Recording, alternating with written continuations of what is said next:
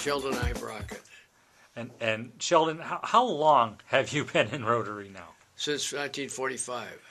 So we're coming up now on 66 years. That's right. In Rotary. And you were president of the club when? 1959-60. So you were president. Yeah. I was going to be president. I was going to be president, and I was vice president in 53, and then I had to go in the Korean War in the Army. So I was gone 2 years, and when I came back in 55, so then I became president again in 59. Or that is, president in 59. We didn't have president-elect then. We just had vice presidents. I see. And can you mind if I ask you how old you are? 97.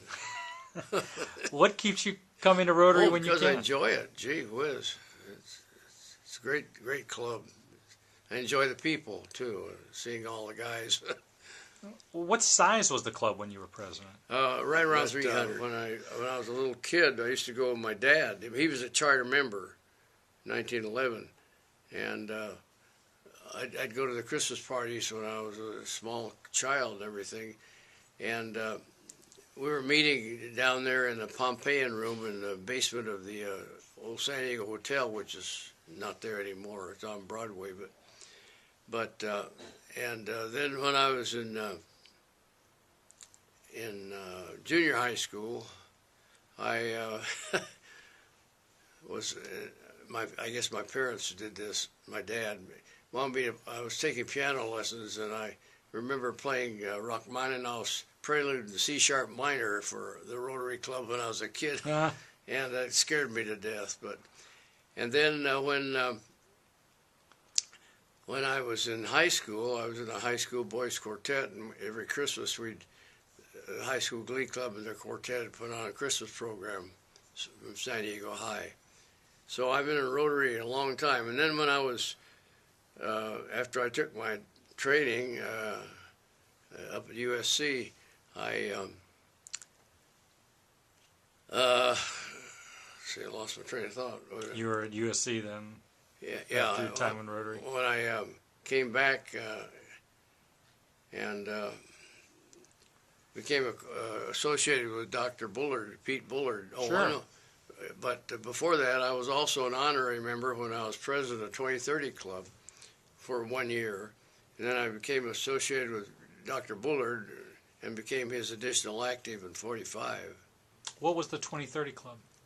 Young guys, 2030. Oh. Yeah, we had meetings at noon, just like Rotary, and in the Grand Hotel. And I don't know whether it's still going or not, but it was a nice club.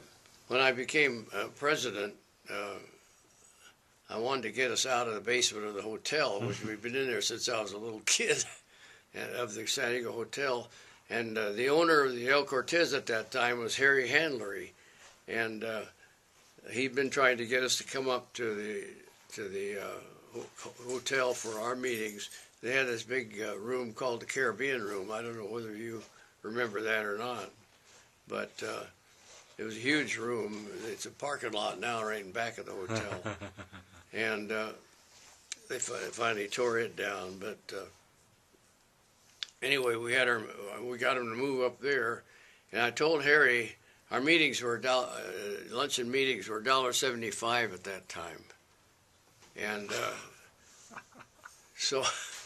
and I said, now Harry, I'll try and get them all up there if we can get them up the hill.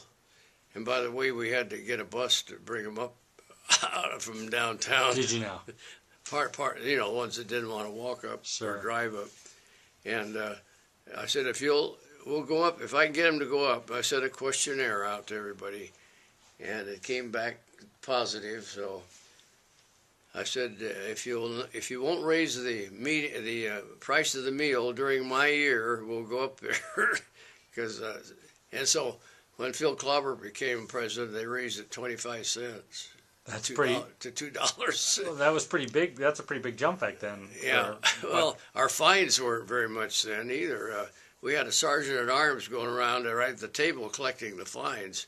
So They were never over $5. So anyway, we used to have a lot of fun. We did a lot of singing, a lot of Rotary songs and everything, which they don't do anymore. But we used to have joint meetings, golf tournaments with the Long Beach Club once a year, and they'd come down here once a year. And then we had a meeting during my year. We had a joint meeting with the Las Vegas Club, and a bunch of us flew over, and I conducted their meeting, and their president came over with some guys and conducted our meeting.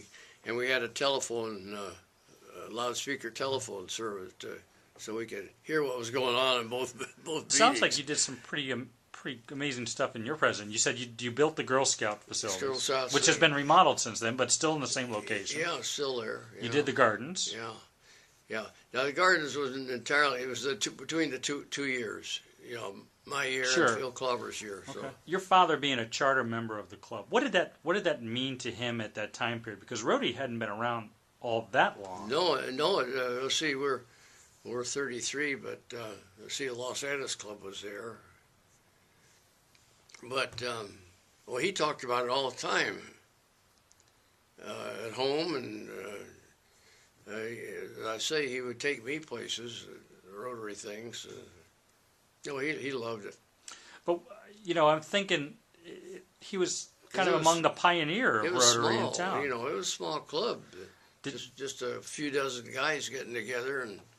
And Rotary didn't necessarily have kind of the name recognition then that it does now. Not so like what it does now. Did he ever talk about, or do you ever recall why he thought, gee, this Rotary concept is kind of interesting, maybe I should be a part of it? Would that... Well, he... of course, the service above self, he always mentioned that and so forth. And I think really the primary reason for Rotary originally was joining with some people, and it was good for business and things like that in the early days. You meet people from all different businesses and things, and you help me out and I help you out. Have you ever thought about just getting rid of your Rotary membership and kind of taking it easy instead of trying to make the lunches and all that? Or no, except during the year when I was in Germany. 2 years I was in Germany in the Army, but other than that, I've been going all the time.